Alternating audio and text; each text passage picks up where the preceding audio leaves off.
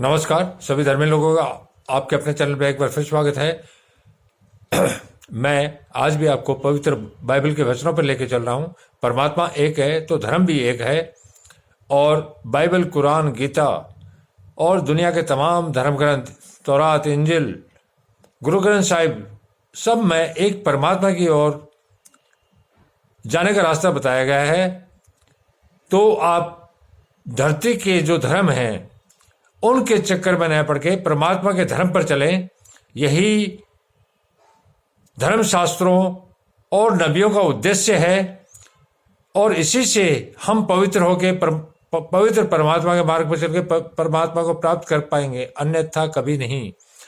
आत्माओं को परखो, हे प्रियो, हर एक आत्मा की प्रीति न करो, अर्थात हर एक आत्मा की प्रेम न करो, अर्थात हर एक मनुष्य से, क्योंकि हर मनुष्य में आत्मा है।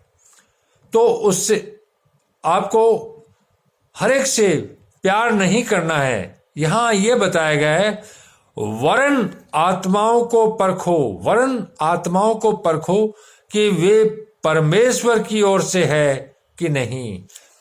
यहां पर पवित्र बाइबल में बताया गया है कि हर एक आत्मा,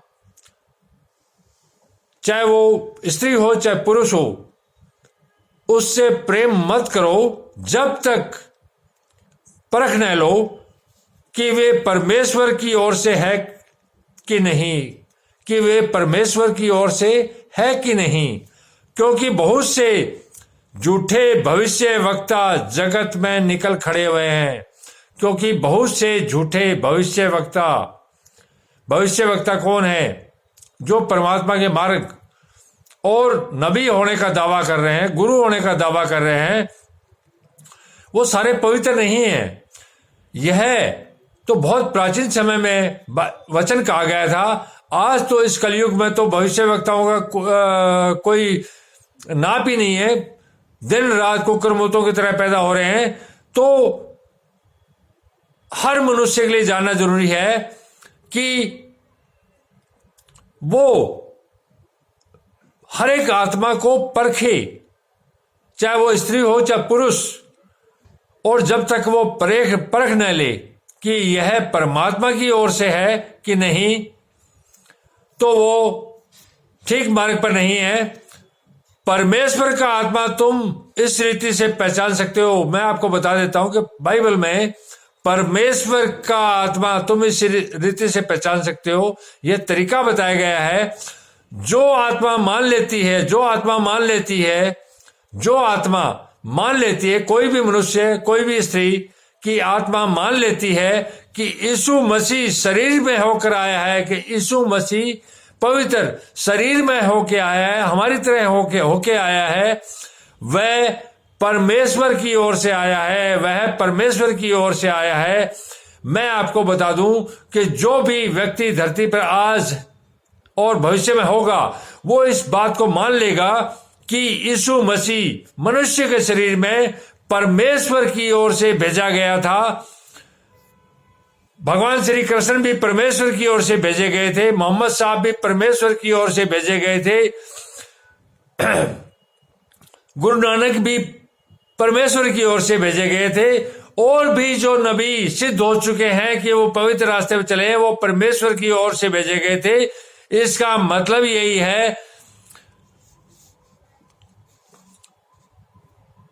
कि यीशु मसीह शरीर में होकर आया, वह परमेश्वर की ओर से है। और जो आत्मा यीशु को नहीं मानती, गुरु नानक को नहीं मानती, गुरु गोविंद सिंह को नहीं मानती, श्री कृष्ण को नहीं मानती, मोहम्मद साहब को नहीं मानती, जो आत्मा इनको नहीं मानती, वह परमेश्वर की ओर से नहीं। और वही तो मसीह के विरोधी की आत्मा है, और वही तो मसीह के विरोधी की आत्मा है। मैं आपको बता दूं, मसीह कोई धरती के धर्म से मतलब नहीं है। इसका मसीह का मतलब है पवित्र। गुरु नानक भी पवित्र थे, गुरु गोविंद सिंह भी पवित्र थे, श्री कृष्ण भी पवित्र थे, यीशु तो पवित्र था ही, और भी जो संसार के सामने सिद्ध पुरुष हो चुके हैं, जो एक नबी के रूप में चाहे प्राचीन समय में आए हो चाहे आधुनिक समय में आए हो, वो सारे पवित्र अर्थात मसीह हैं। और जो आत्मा यीशु को नहीं मानती वह परमेश्वर की ओर से नहीं, वही तो मसीह के विरोधी की आत्मा है, अर्थात वही तो मसीह के विरोधी की आत्मा है, जिसकी चर्चा तुम सुन चुके हो कि वह आने वाला है। जिसकी चर्चा यहां पर यह बताया गया है, जिस परमेश्वर के पुत्र यीशु की चर्चाएं सुन चुके थे कि बहुत से भविष्य वक्ताओं ने बताया था कि एक पवित्र आत्मा परमेश्वर की ओर से धरती पर आएगी ताकि धरती के पापों का नाश हो सके। और इस भविष्यवाणी के बाद परमात्मा ने अपने पुत्र यीशु को धरती पर अवतरित किया था, जिसकी चर्चा तुम सुन चुके हो कि वह आने वाला है और अब भी जगत में है कि वह आने वाला है। वह आके क्रूस पर लटक गया लेकिन अब भी जगत में है। इस तरह के जो नबी परमात्मा की ओर से भेजे गए हैं वो अब भी जगत में है, क्योंकि ये वचन जीवित है तो वो भी जीवित है और परमात्मा तो जीवित है ही। आज कौन कह देगा श्री कृष्ण भगवान मृत हो चुके? कोई नहीं कहेगा। आज कौन कह देगा मोहम्मद साहब का इंतकाल हो चुका है? उनका इंतकाल कभी नहीं हुआ, वो आज भी मौजूद है। आज कौन कह देगा यीशु धरती पर नहीं है? वो धरती पर है, क्रूस पर लटकाया, उसके बाद उनका प्रकटीकरण बार बार होता रहा। आज कौन कह देगा कि गुरु नानक धरती पर नहीं है? वो भी धरती पर है, वचनों में गुरु ग्रंथ साहिब में जीवित है। इसी तरह से और भी जो सिद्ध नबी हैं उनका शरीर तो खत्म हो गया लेकिन वो आज भी जगत में है, यह बात सिद्ध हो चुकी है और अब भी जगत में है। हे बालको तुम परमेश्वर के हो, हे बालको जो परमात्मा और मसीह के मार्ग पर चल रहे हैं उनके लिए, हे बालको तुम परमेश्वर के हो और तुमने उन पर जय पाई है, और तुमने उन पर जय पाई है जो पापी हैं, उन पर जय पाई है, उन पर जीत पाई है, क्योंकि जो तुम में है वह उससे जो संसार में बड़ा है। क्योंकि इस संसार में जो कुछ है उससे बड़ा तुम में है, क्योंकि तुमने संसार पर जय पाई है और क्योंकि तुम पवित्र हो तो संसार की परवाह मत करने की जरूरत नहीं है किसी को।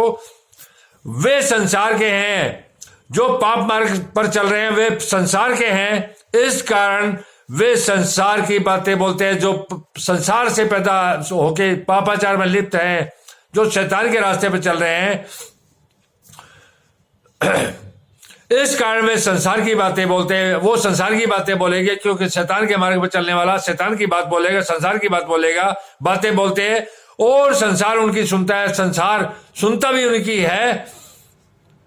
हम परमेश्वर के हैं, जो पवित्र हैं, जो मसीह हैं, वो परमेश्वर के हैं। जो परमेश्वर को जानता है वह हमारी सुनता है। मैं बोलूं कि आप कोई मेरा सुने, कौन सुनेगा? जो परमेश्वर को जानता है वह मेरी बात को सुनेगा। इसका मतलब यही है, जो परमेश्वर को नहीं जानता वह हमारी मेरी कोई किसी की बात को नहीं सुनेगा।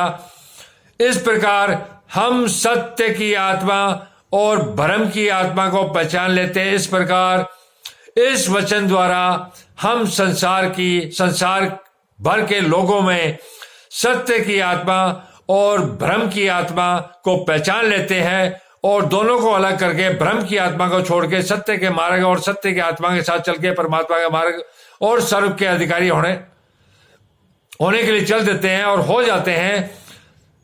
धन्यवाद। शुभ रात्रि। कल फिर मिलेंगे।